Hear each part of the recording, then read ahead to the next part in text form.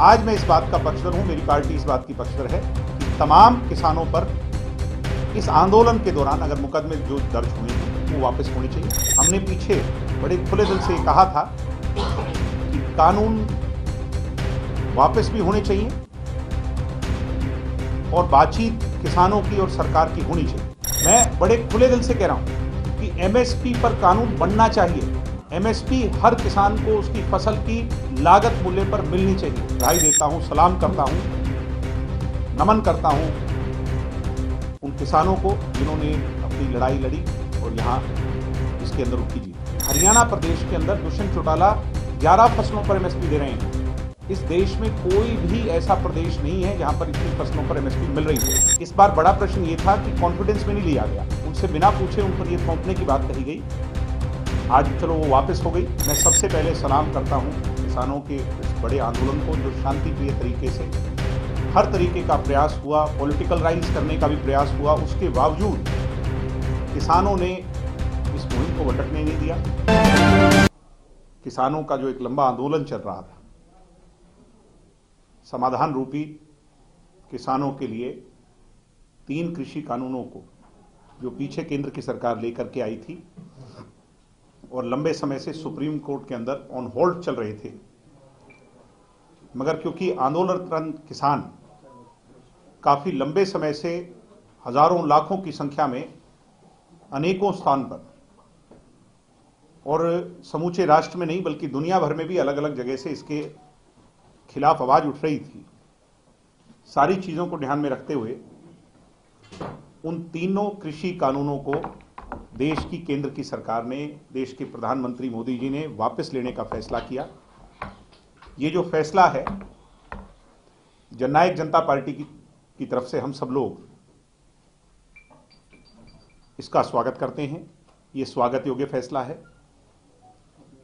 हमारी पार्टी की तरफ से मैं सबसे पहले सलाम करता हूं किसानों के इस बड़े आंदोलन को जो शांति प्रिय तरीके से बहुत से लोगों के बैड एलिमेंट्स शामिल हो जाने के बावजूद भी हर तरीके का प्रयास हुआ, पॉलिटिकलाइज करने का भी प्रयास हुआ, उसके बावजूद किसानों ने इस मुहिम को भटकने नहीं दिया, इसका राजनीतिकरण नहीं होने दिया, बल्कि किसानों ने जिस लड़ाई को लड़ने के लिए 1 साल तक संघर्ष किया, आज ये उनकी जीत हुई। मैं अपनी पार्टी की तरफ से उन तमाम किसानों को जिन्होंने संघर्ष किया नमन करता हूं, उनको सलाम करता हूं और विशेष तौर पर देश के प्रधानमंत्री मोदी जी का आभारी हूं, क्योंकि जनता की बनाई हुई सरकार डेमोक्रेसी में जनता के सोच मुताबिक चले, ठीक ऐसा ही फैसला मोदी जी ने लिया है। मुझे इस बात की बड़ी खुशी है कि अब ऐसे शुभ अवसर पर एक बड़ा फैसला जो लिया है, किसानों की जो सबसे बड़ी चिंता थी वो दूर हो गई। अब हमारे भाई, हमारी बहनें, हमारे बुजुर्ग जो किसान जत्थेबंदियां, किसान ऑर्गेनाइजेशंस दिल्ली बॉर्डर्स के आसपास बैठी हैं, अब वो अपने घरों को लौटेंगे और आगे भविष्य में कोई भी फैसला अगर किसानों का होगा, किसानों के लिए होगा, कोई लॉ बनेंगे, कोई आगे किसानों के लिए बात सरकार करेगी। मैं ये उम्मीद करता हूं कि आज के फैसले के बाद सरकार बहुत गंभीरता से सभी ऑर्गेनाइजेशंस को, किसान जत्थेबंदियों को कॉन्फिडेंस में लेकर के करेगी। इस बार बड़ा प्रश्न ये था कि कॉन्फिडेंस में नहीं लिया गया, उनसे बिना पूछे उन पर यह थोपने की बात कही गई। आज चलो वो वापस हो गई, मगर आने वाले समय में क्योंकि किसान के भले के लिए ये देश की सरकार, हरियाणा प्रदेश की सरकार चल रही है, मैं उम्मीद करता हूं कि जो कोई भी फैसला लेगी उनको कॉन्फिडेंस में लेकर के लेगी।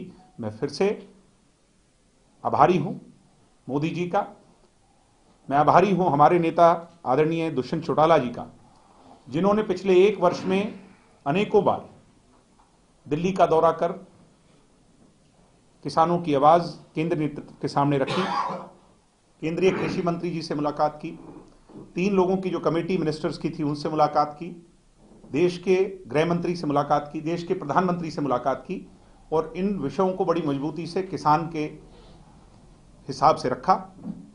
जो जिम्मेवारी चौधरी देवीलाल जी का एक सिपाही होने के नाते दुष्यंत जी की थी, उसको बखूबी दुष्यंत जी ने निभाया। हमने पीछे बड़े खुले दिल से कहा था कि कानून वापस भी होने चाहिए और बातचीत किसानों की और सरकार की होनी चाहिए। अब वो किस कारण नहीं हो पाई वो एक अलग विषय है, मगर खुशी इस बात की है कि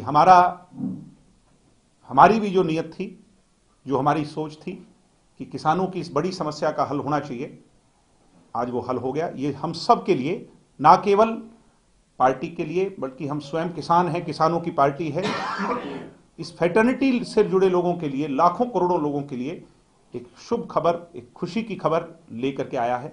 मैं फिर से स्वागत करता हूं, आभार करता हूं देश की सरकार का और बधाई देता हूं, सलाम करता हूं, नमन करता हूं उन किसानों को जिन्होंने अपनी लड़ाई लड़ी और यहां इसके अंदर उनकी जीत हुई। किसान आंदोलन को आप सफल मानते हैं? मैं किसान आंदोलन को निश्चित तौर पर इसलिए सफल मानता हूं क्योंकि 3 कानूनों के खिलाफ जो लड़ाई लड़ी जा रही थी, अपने विषयों को लेकर के बड़ी गंभीरता से जो सवाल उठाए जा रहे थे, जो चिंताएं थी, आने वाली पीढ़ी के लिए वो चिता में ना बदल जाए, किसानों ने अपनी लड़ाई को बड़ी मजबूती से लड़ा, कानून वापस हो गए, ये उनकी सफलता के बाद। तो कई किसानों की जान गई है बड़ी संख्या में। हमारी पार्टी का ये मानना है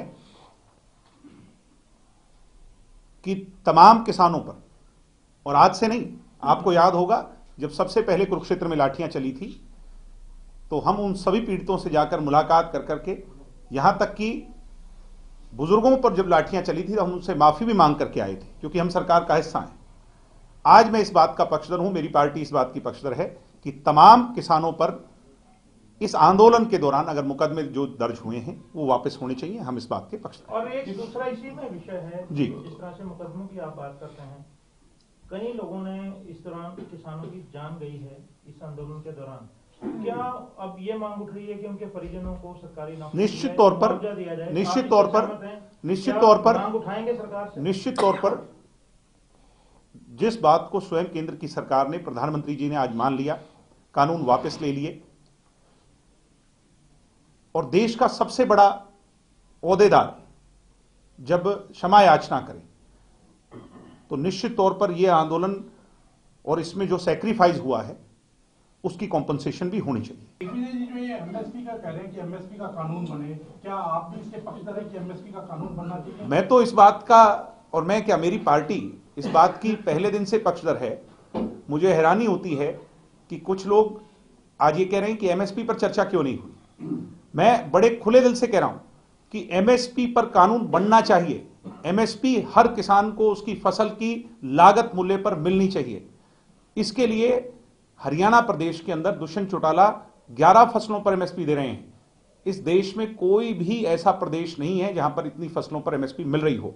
फिर भी केंद्र की सरकार फेडरल लॉ बना करके इस पर कानून लाए, जिससे सिर्फ हरियाणा के किसानों को ही नहीं, पंजाब के किसानों को ही नहीं, बल्कि इस देश के तमाम जितने भी प्रदेश हैं, सब किसानों को, एक एक किसान को, गरीब से गरीब किसान को भी एमएसपी का लाभ। क्या ये संभव है? हाइपोथेटिकली तो आज कुछ भी कहा जा सकता है, मगर कानून सरकार बनाती है और वो कैसे संभव होता है वो भी हमने इतिहास में देखा है। इस पर कानून लाना चाहिए और बड़ी गंभीरता से इसके बारे में रिसर्च कर करके एक फॉर्मूला डेवलप करना चाहिए जिससे हर किसान को एमएसपी मिले।